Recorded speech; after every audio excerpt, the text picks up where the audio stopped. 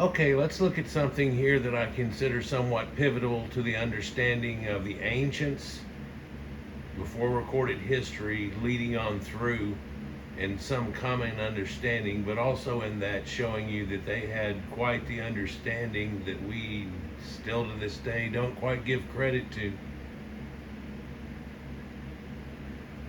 The word Ouroboros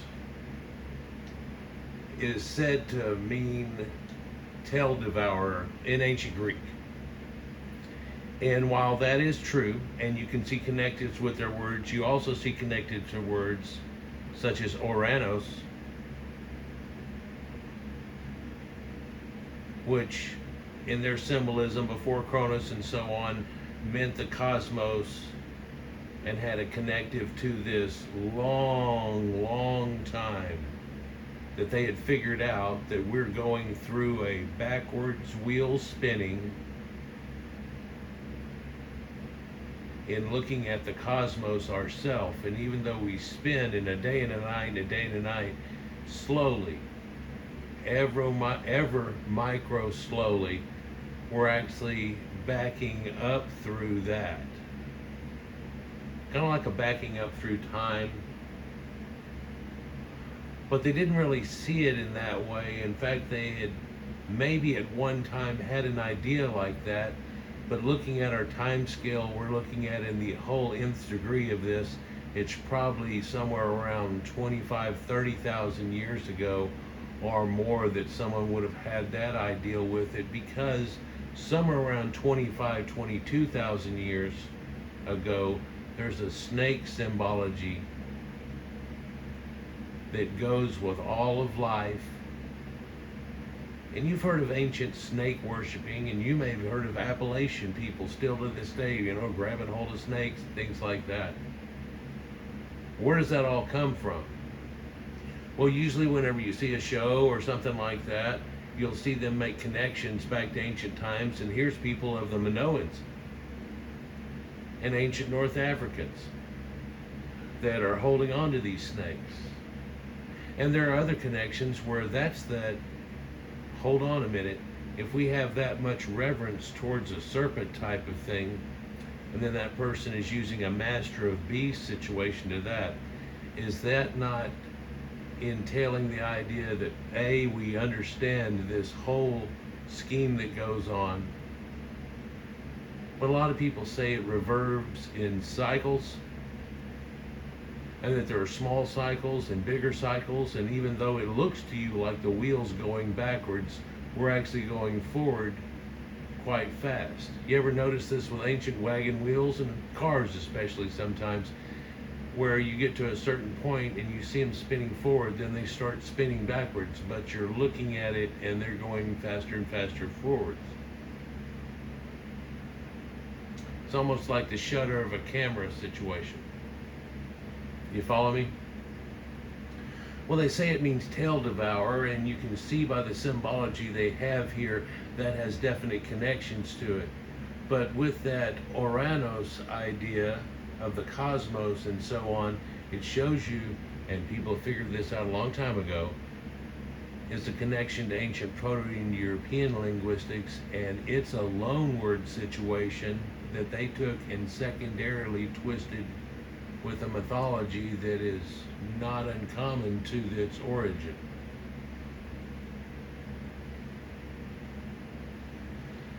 So how many people had this idea? Because once you start to get things happening all over the place, you start to realize this is something that had been a knowledge passed down by similar people far earlier than even what we're discussing at this point. You ever wonder about the reality of Conan the Barbarian and this idea? Well, instead of eating its own tail, and that concept was an idea of two snakes coming together, or that instead it had a tail. If you'll look into the way the ancients believed that snakes bred in situations and how that worked out, it makes sense. I've got about 10 things more to say about it, but let's see if I'll connect it again, because it's going to keep showing you this symbology over and over again of this tail devourer of time. And you can see this situation even taken into the idea of Christ on the right, which you look at that symbolization and so on, and you say that's got to be it. Also, there's a halo around that. If you look to your left, you can see that the Lion of Leo is surrounded by a snake, swallowing its own tail again in the Ouroboros idea. But when we look at it closer, isn't that mane also a halo around a face? I've got a connection video much like this coming up that is about that, or not even is about that, but shows you a connective. And in fact, I think I'll be able to do it once more inside of this one, so no big deal. But this one on the right, is that an Egyptian idea? Is that Isis? Is this the crossing, an elongated cross? Is it just a cross? Is it X marks the spot? When we see Osiris regrowing in the background of this, up grains and so on, we make more connections. When we see in the four quadrants there actually being thorns on it, we instantly make a connection that we understand now as Jesus Christ.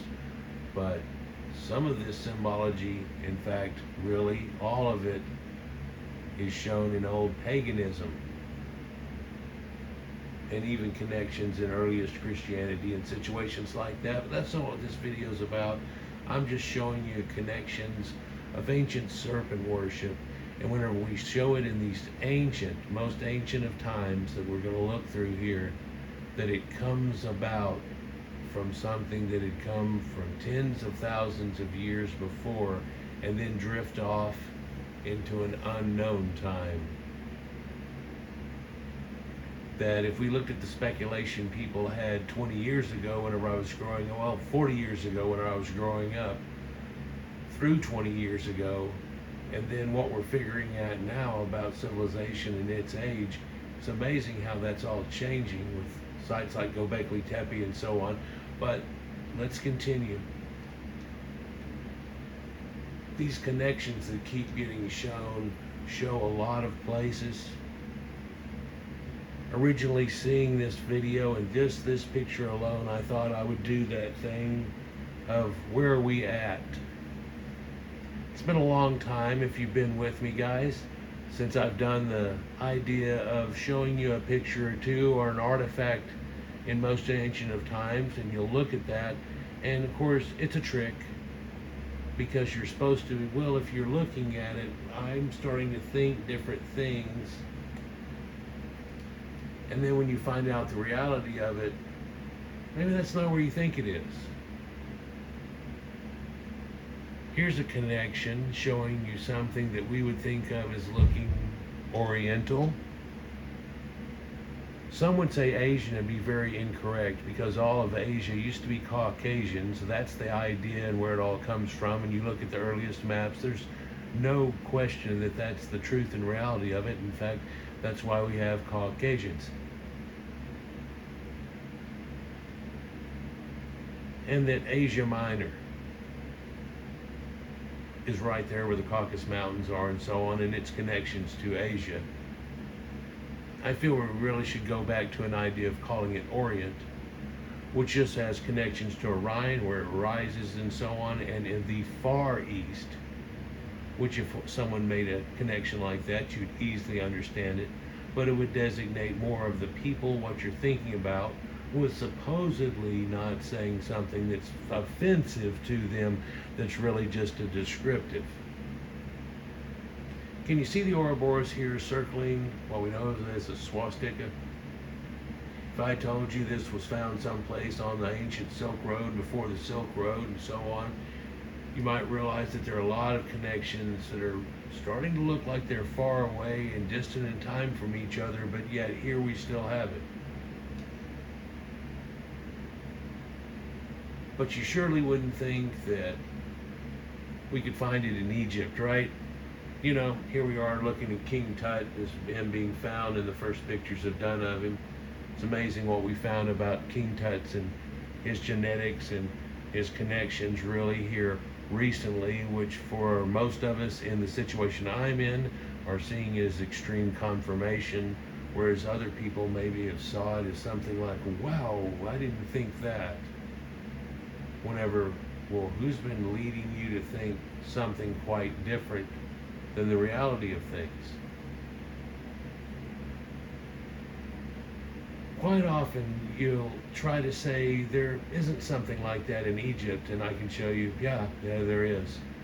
Including blonde and red-haired people, including Khufu's granddaughter. Oh, pre-dynastic Ghibelline mummy. Before, well before, all the way through, looky here, peekaboo.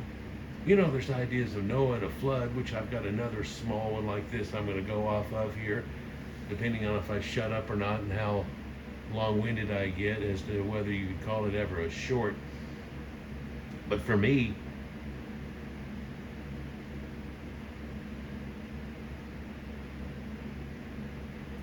there are some sacred things that have been shown that just have all kinds of connections. Other things like the Bible that you can pretty much tear up a lot of what it says. Some of the stuff in there shows you something. They try to tell you Caucasians came from the Caucasian mountains, landed at Ararat, right there. Doesn't make any sense whenever it's a flood in Sumer and you'd have to go upriver and everything, but yeah, it's a mythology here, people. There's talking snakes and stuff too, which we'll go into in a minute probably, because that has connections to this and Sumer and ancient Gilgamesh tales and all kinds of things that we can make connections off of. But you think that it wouldn't be in Egypt, but it is. Oh, just like blue-eyed statues, blonde and red hair, and all kinds of things that you're led not to believe they are. In fact, they're right there in front of you. Where are we at? I'll give you a hint. We're somewhere in the 13th century BC. This would be around the 18th dynasty. Who dat? Well, that's King Tut. Or some of the accoutrements that have been found with them, which I've showed you in a couple of repeated videos. That's not just his stuff. That's a lot of Akhenaten stuff and all the things. That's the reason it was just kind of piled in there and not set up like we believe they were all set up, which we don't have much proof of. Other than the silver sarcophagus mummies and so on that were found, but they kind of all got overshadowed. Maybe I need to do another video on it, because last time I talked about it, it wasn't really just making connections, was it?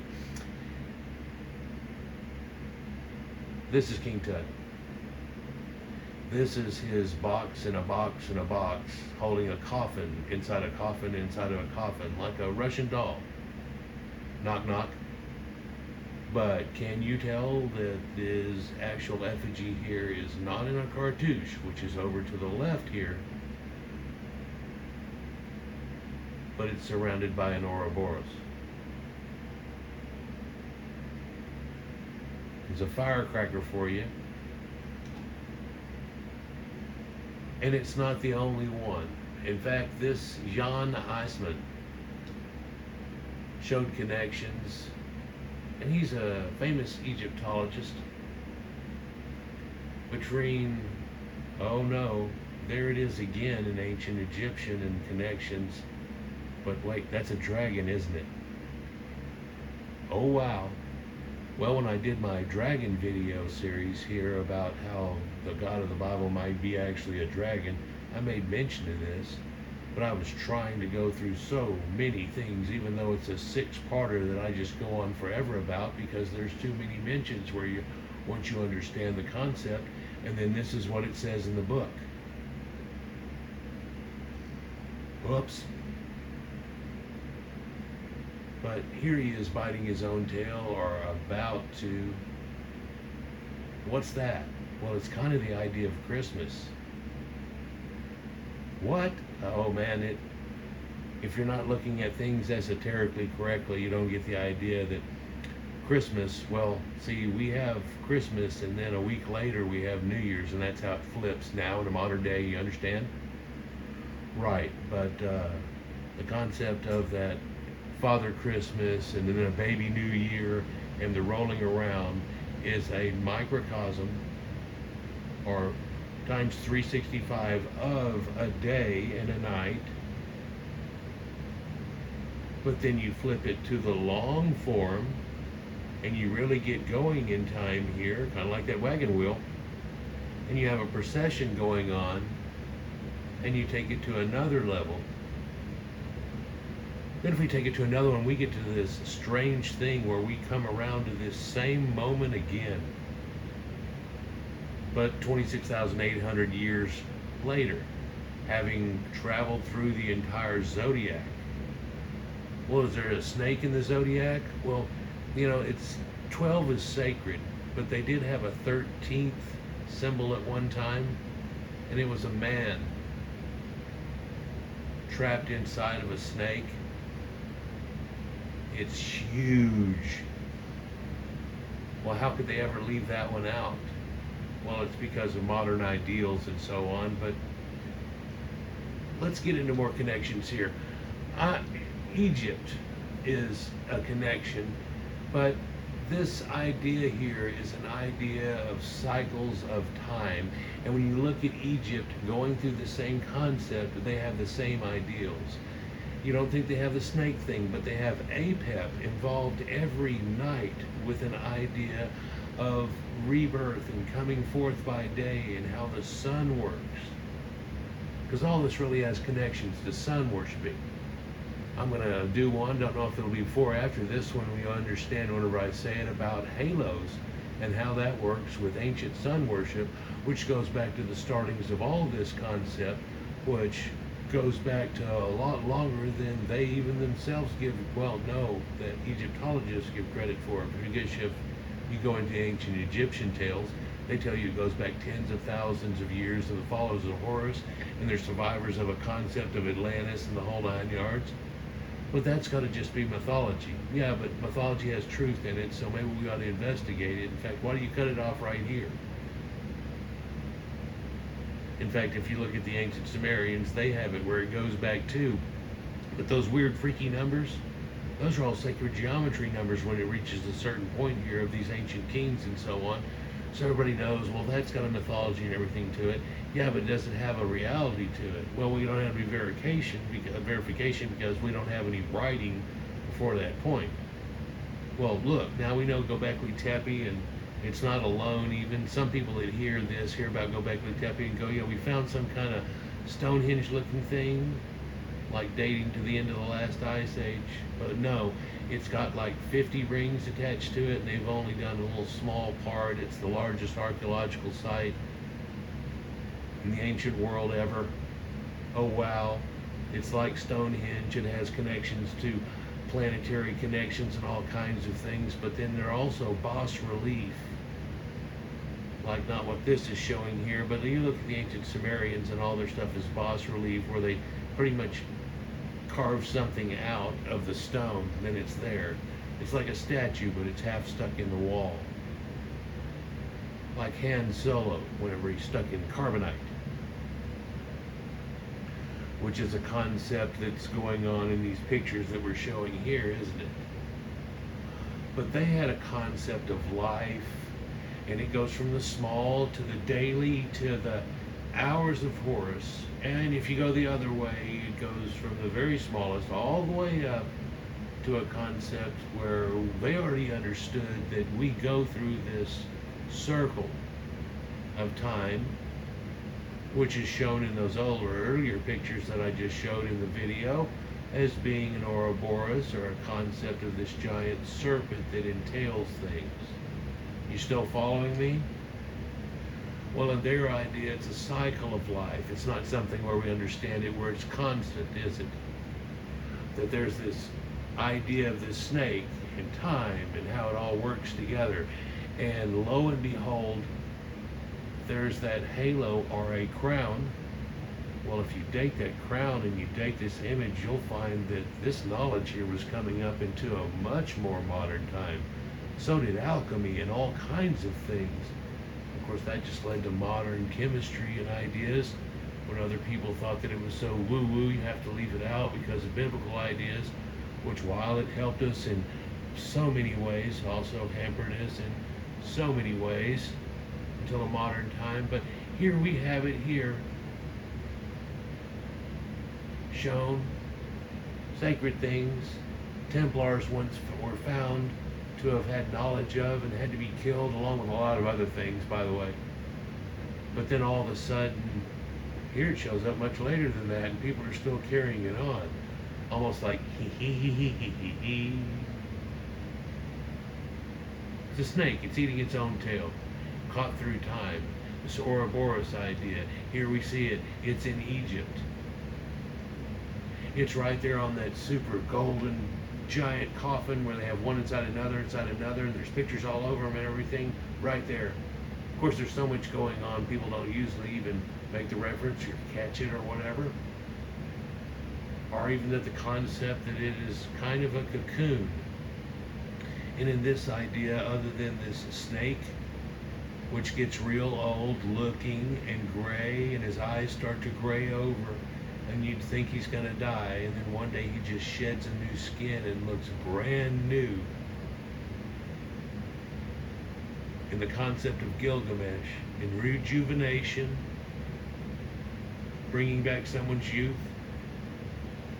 a concept shown in a lot of other Greek tales and everything, right? You're following me? Well, in that same idea, a snake sheds its skin and becomes brand new, but if you're a cocoon type thing, where these people are definitely wrapped up tight like a cocoon, one could also realize this has a connection to butterflies, huh? And that idea that you're reborn. And in our modern concept, we just don't put butterfly wings on people. We put the idea of the ancient pagans, where you have these wings of an eagle, or wings of a dove, or wings of a vulture, which is seen in ancient Egypt here too, carried on from time before time, whenever people would people up on a dais, and instead of, like in Conan the Barbarian, them showing you a cremation of a body, which will never leave a fossil, won't have anything, whoopsie, but it turns to smoke and goes up to the sky and its sparks become the stars, it actually becomes something quite different. Whenever you let the birds consume the body, leaving a skeleton behind and then burying it separately, and this whole concept that leads back.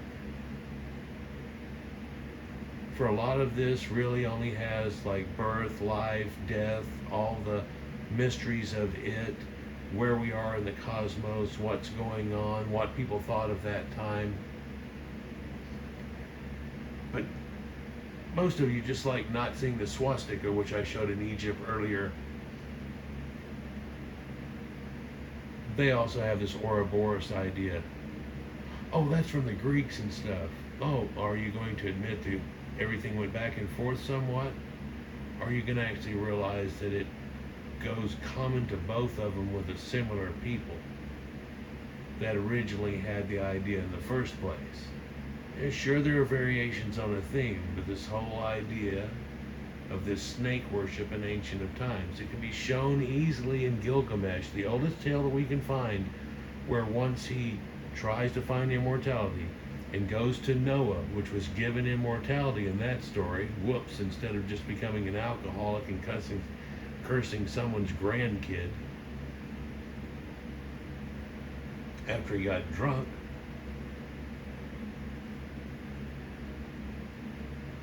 He got to have eternal life. But whenever Gilgamesh shows up, of course, he tells him that he'd have to stay awake for 7 days and do all this, and after the incredible journey, he couldn't make it. And so he couldn't be given immortality. It's just not able to be done. A human can't live 7 days without sleep. Well, gods have to sleep too. Gods need rest in the Bible. On the seventh, what does it tell you? that sure he did some wizard stuff, but eventually wizards will, I lost my power until I can set it up again.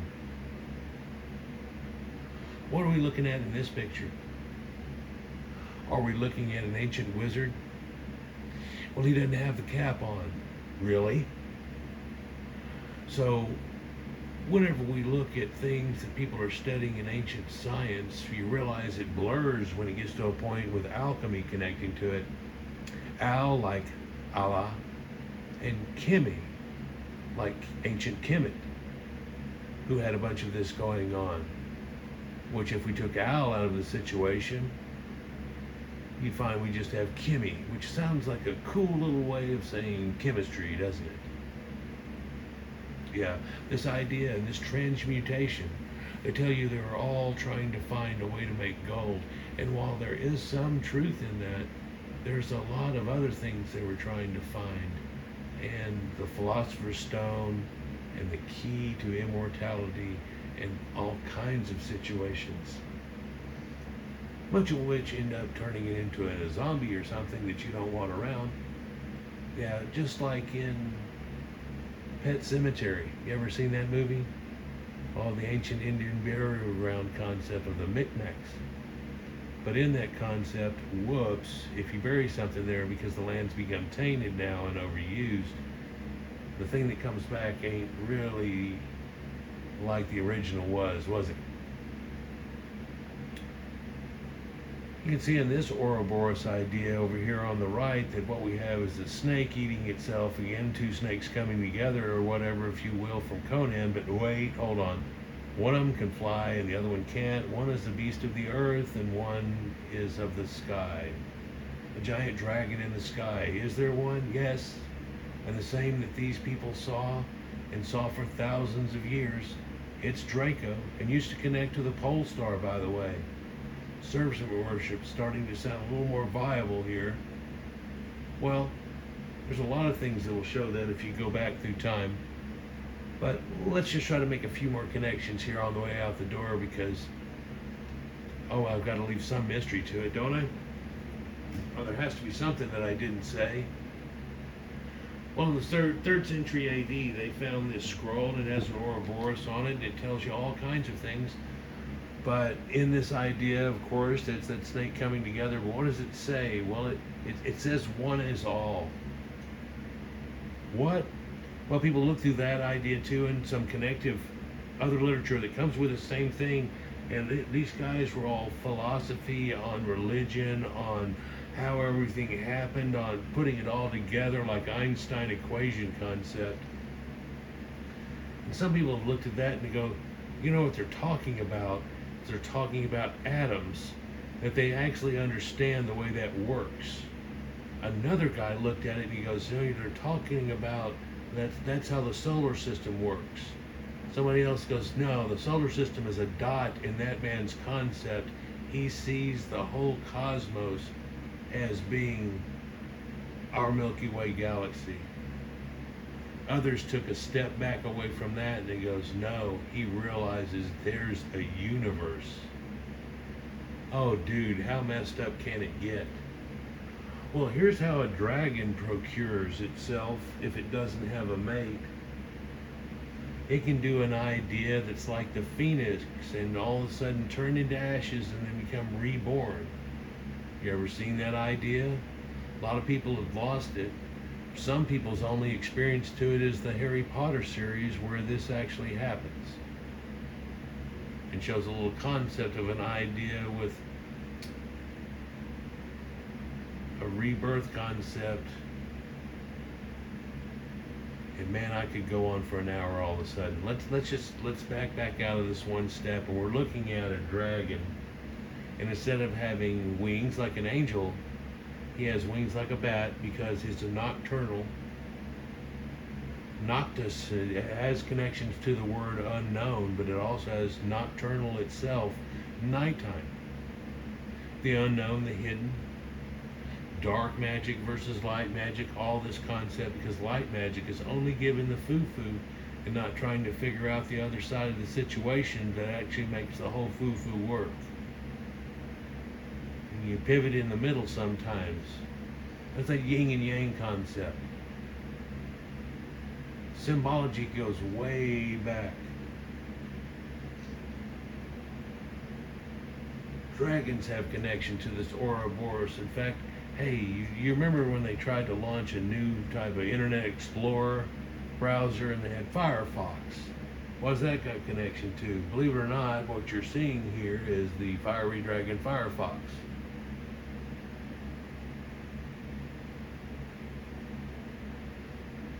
Gnostic communities like the people that are all below this with this idea of sun worship, and they've twisted all these ideas, definitely knew this effect had to go on. You can find it in the Dead Sea Scrolls and other ideas where they're making connections. In fact, Yeshua that they talk about that's in those isn't supposed to be Jesus having a second coming. It's the idea that Joshua was supposed to be coming back because his name is spelled the same way. And then if that happened, then Jesus would have been the second coming. Or wait, false prophet, Antichrist, I don't know what to think. I'm confused.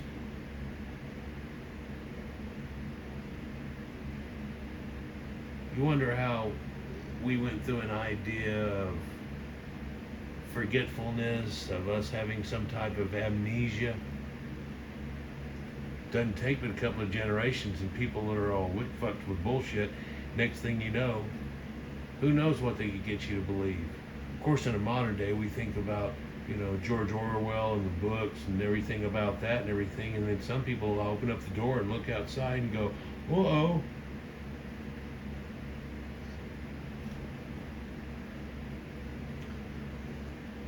But this snake was associated with Christ. What? Oh, they've taken a lot of pagan things associated with Christ. Just like I've showed you, I do it every Christmas to try to ruin it for everybody, don't I? Whenever I show you that Christ and all of its connections and every little idea has really connections to ancient pagan stuff. In fact, they took the same way that the pagans took things from being sacredly written in the stars that most of you probably don't know anything about. But it's the same way where they get some of the motifs out of the idea of Jason the Argonauts, because that's the same thing as Noah. In fact, if we just look at it here and we pick out the people and who they are in the ancient zodiac, and then there's animals surrounding them, all of a sudden you go, wait, hold on, this is the manger scene.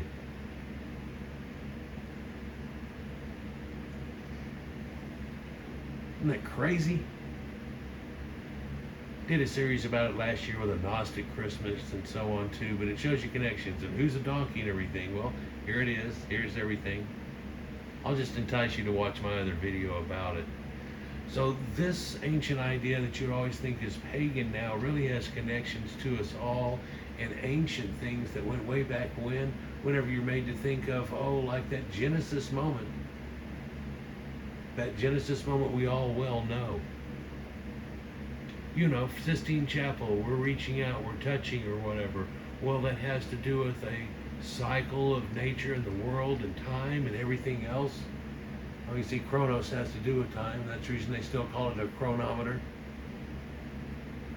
Have you heard that time is racist?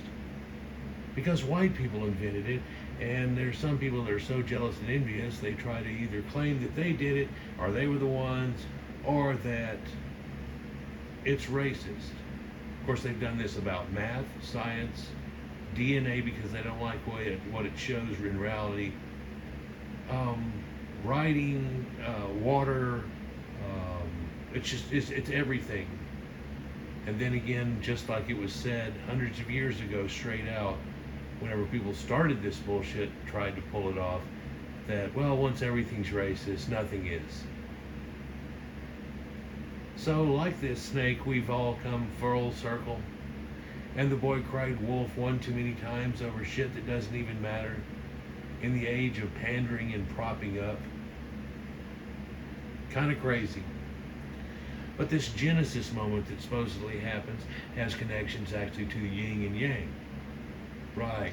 And of course that has connections to China, doesn't it? But we can also look and find all these symbols, including the swastika, on Thor's hammers itself, and so on, that shows there are connections to what we know of as ancient Vikings. Of course, I've shown you how that makes connections before in other videos, but it's real easy to see once you find symbology and it runs around.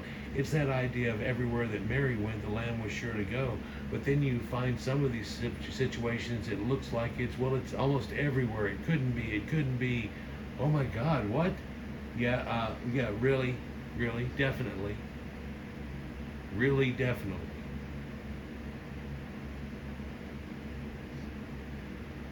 That has to hook up with Norse mythology and this idea of Jorgenmander.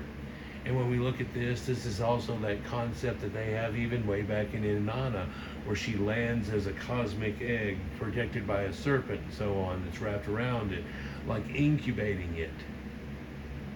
Get the idea? Well, it also gets bathed in blood and so on, And what does this all have to do with anything in a weird mythological tale? Well, it's where we have colored Easter eggs from now at this time. And it also has to do with East and Easter. And while we've hooked up Christ to this exact time, where there's other things that go along with the redefining of the earth after every winter. They come from ancient tales that you can find in the Greeks, where she goes into the underworld when she comes back, and when she does, as she comes across the land, so apparently a little more southern to northern, because that's the way it happens every year, she whips across the land, and that causes everything to grow, doesn't it? Well, that comes from the ancient tale of the Sumerians in Dumuzi, and how he has to go to hell and then come back, and he spends time in both places and situations too. You want to bet that there's a tale before that they got that from? So this snake of the earth, though, it's a little different. People say they can't find that in the Bible. No, see, it leaves all that stuff out. Really, it starts from a woman that grows from a rib and eats from a magic tree because a walking, talking, wise serpent snake tells her to. That she's going to become of gods of this earth and so on. Oh, it's right there. And then God curses him and says, now you have to crawl across the earth all this time, and this is supposed to be the ancient idea of how the snake lost its legs. And just a retelling of that situation, isn't it? But what did he lose his legs from? Because it looks like in that other picture we saw this flying serpent that we can think of nothing but a dragon of in our modern day. It's been carried all the way through. It's amazing how we still have a lot of this right here in front of us. Well, I think it's going to go on for a long, long time, whether people try to forget where it actually comes from, who had it, and what it actually meant versus what we're trying to turn it into now. Even though the modern idea is, I guess, a great idea, what did this actually mean to the ancients? How smart were they? How long ago? Oh, wow. It's even found in Hinduism, but it's got a little different idea. You know, that world's cut in half and it's sitting on top of the back of a turtle. In fact, it's turtles all the way around. Well, the first set is pinned up by the strongest animals we know of, elephants, and then it's on turtles. And then when they asked them, turtles all the way down. Well, there's other idea too. There's this platform that the earth is cradled into, sitting on a little saddle that you can barely see the edges of it here in the picture. But this is this concept where the earth is cradled inside of that serpent, an idea in ancient Hinduism. Well, how far does that go back? Well, it goes back with these other people well before recorded time. We're edging easily into, if not earlier than, the end of the last ice age at over 10,500 years ago. In fact, we can find things that nobody can say, well, here's a picture, that means all this stuff they knew. No, it's always been evolving and changing, hasn't it? But we can also see connections that go back and then go, well, I see some connections earlier to it than that. But also, if we take that connective idea, eventually we draw it back to one certain people who carried this idea, along with others around the world, inside of mythological ideas and religious ideas that we have to this day.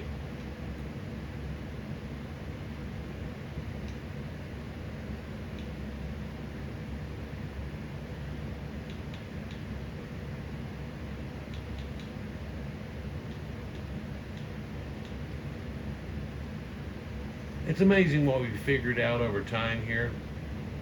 How these real intelligent people, wise situations here, ended up figuring all these things out. And strangely, even though we had this weird idea and this snake and this whole idea, the esotericness that they attached to it has more attachments to reality, because they were trying to attach it to the reality of what they saw around them. Hey, and they weren't too far off. In fact, a lot closer to reality than anyone else. And then you got to set that book aside and go, man, that's been a long time ago, because now, yeah, we're spacemen and we've got it all figured out. We're a supposed pinnacle of the situation right now. But I can only dream of the time when your great-great-great-grandchildren are actually able to live out the idea of Star Trek, perhaps eventually, and go on and on and on for there.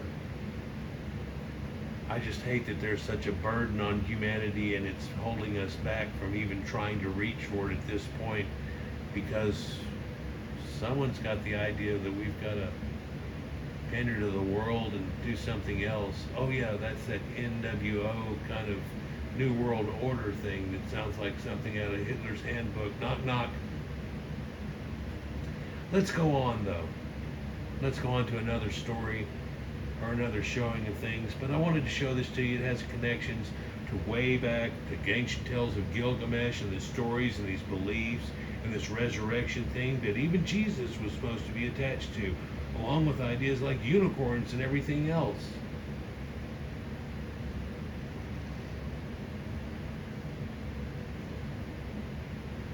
And where's it all come from?